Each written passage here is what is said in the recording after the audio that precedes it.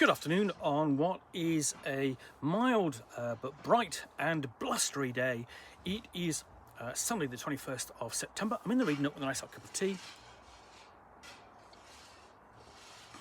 And a box to continue unboxing. What I've got in here is Rat Pack Convict Commandos. This is out of from the pages of Battle. And it's another collection of comic strips and stories from sort of like the 60s, 70s and 80s, released as part of the treasury of British comics by Rebellion. Rebellion has essentially picked up a lot of the smaller other publishers of comics over the past sort of like 70 or so years, and that includes picking up their archives, which sort of date back to the 50s and 60s typically, and then begun coming in those archives to bring out collections of the stories from the period in accessible forms, because trying to find those stories in the individual comics now is a lot of hard work. So Battle was one of many comics during sort of like the 60s and 70s into the 80s that sort of like presented sort of like action stories, often set during World War II, because World War II loomed heavily in the public consciousness, and then because it was only sort of like a few decades before that it ended, and so in the public consciousness and in the consciousness of small boys, teenagers and so on, who would read these comics, go to the newsagents, pick them up every week and get a wide selection of stories in them, including the Rat Pack Convict Commandos. So, and then if you're thinking, oh, does that almost kind of hints that maybe we might be in the Dirty Dozen territory? Well then, absolutely, yes. Because one of the other things that these comics authors, artists and so on would do would they see these films or hear about these films, and they would write content that was directly sort of like inspired by them, because in some ways this was the only way in which you could actually see that kind of content, because the film would be released, what, Dirty Dozen is 1968, something like that, coming out, goes off, and you're not going to see it until at such times that it is purchased by a television station as a package and shown on television, and then occasionally repeated, and so on. And that's when, the wider public might see it. It's not like today where you get a film announced, it's coming out, it comes out of the cinema, and within weeks it's available on streaming services, then on DVD and so on, and it's part of just the huge library of content. And the other comic strip book series that did this, comic that did this for the British audience was Action. For example, Hookjaw, about a giant crazed shark, was its answer to Jaws. So anyway, let's have a look at Rat Pack Convict Commandos. You men are rats, nasty, crooked rats. Recruited directly from military prison by the hard-as-nails Major Taggart, Rat Pack are Britain's deadliest commandos, knifeman, dancer, athlete, rogue and safecracker weasel and hulking brute Turk. They hate and distrust Taggart more than they do each other. But even being sent into the jaws of doom holds more appeal than rotting in jail. As skilled as they are expendable, the rats range far and wide in their battles against Nazi Germany, leaving carnage in their wake, from the fjords of Norway to the streets of Rio, from the deserts of North Africa to the hell of the Eastern Front. This collection brings the ultimate and greatest Rat Pack stories together in one volume, with action-packed strips by Alan Hebden and a stunning art by Ron Tinner, Cam Kennedy and the great Eric Bradbury.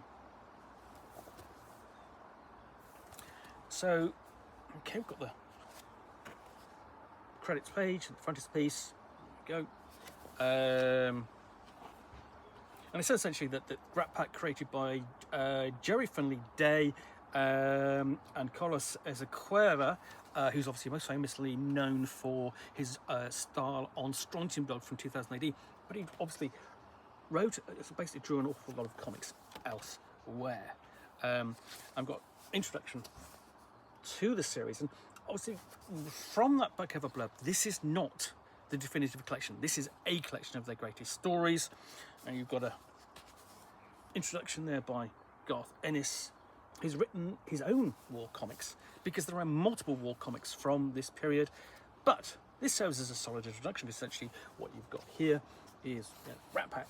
You've got told who are all the characters, and you could kind of take these and, you know, look at them and go, well, who does that look like from World War II movies, you know, which would have been popping up on television.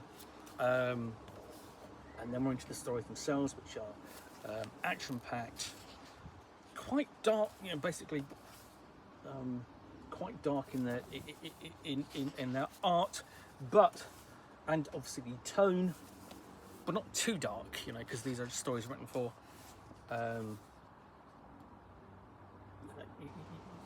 pre-teens and teenagers.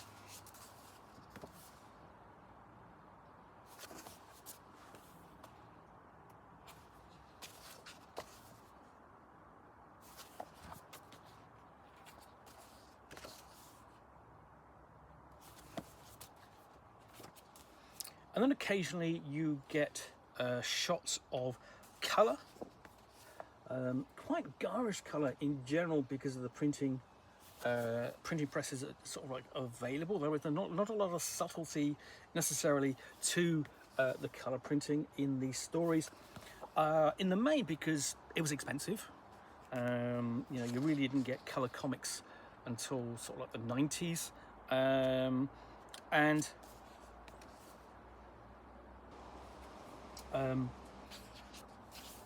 what would typically happen was that you know, you would have a colour cover on the comic, and then you'd have the centre spread, which would be in colour. And so, you know, it was quite sort of like, I don't know, quite an important event when a comic book series within a comic book was actually given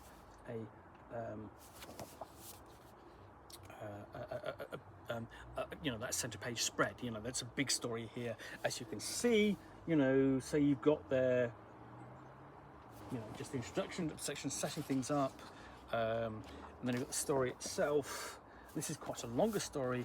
I mean, you know, some of these are truth. You know, if we go back to, these are rarely more than you know, 4 pages long each episode. And then even more, you've got, it's actually sort of like, it's rated so important. You've got another one here, and this is given like a full colour treatment. There's a little bit more subtlety to this one, actually. I'm really enjoying looking through this. I'm looking forward to giving it a read through as well. You know, it's also essentially got down the, you know, you've got a basic introduction every time, you know, who the characters are, what they're responsible for. So that anybody, you know, basically there's always a consistent, there's a jumping on point in every issue.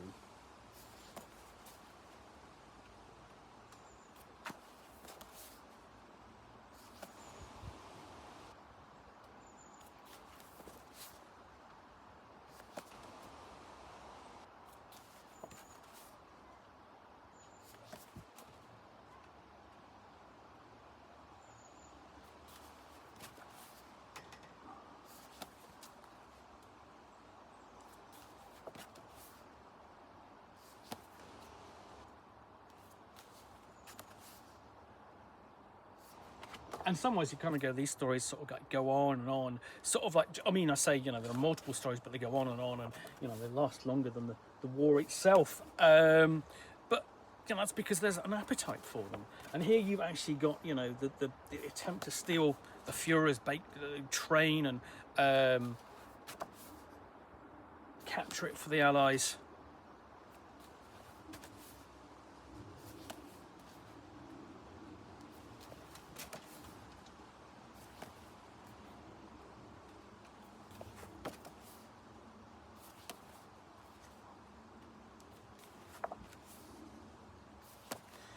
So it's just one big sort of like ongoing story. So this is quite a mammoth story in comparison to the earlier parts.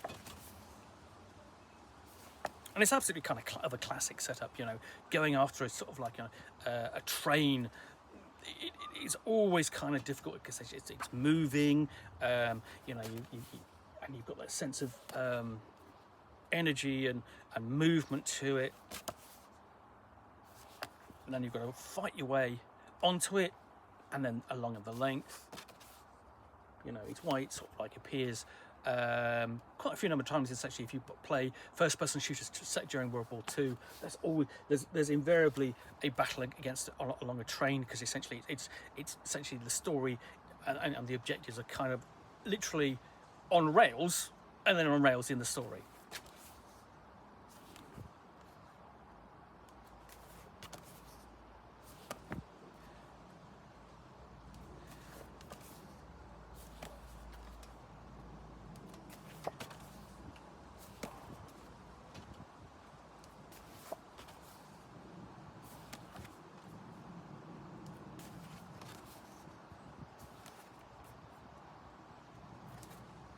So this brings the volume to a close, and you've got nice sort of introductory notes here on author Eric Bradbury, and basically all of the people involved with the creation of the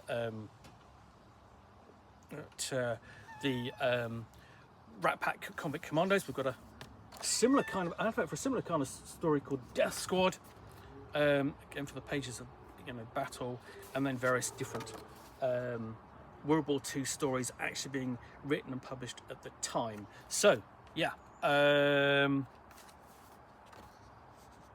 these, for example, are being collected. So I do hope you enjoyed this unboxing in the Nook. If you did, then please do click on the like button down below. And if you've got any comments or feedback, I do appreciate you taking the time to post those. And lastly, if you want to be alerted to yet more unboxings in the Nook, where you'll see me out here, basically I'm being visited by Herc. Hey Herc, all right. He's just going to make his way down.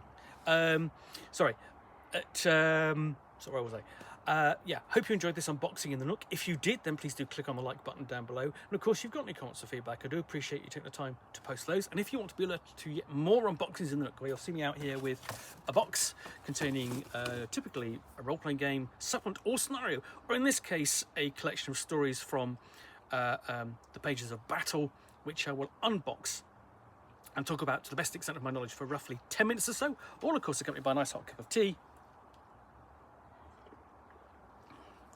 then please do click on the subscribe button down below. Thanks again for watching. I will be back again soon with another unboxing in the Nook. Bye for now. I'm just going to go and get Herc. You want to come down? Well, come on. You're safe. I'm just going to... Come on. Oh. Ow. There we go. Let me go, because...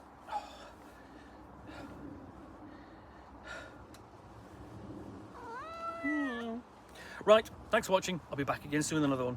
Bye for now.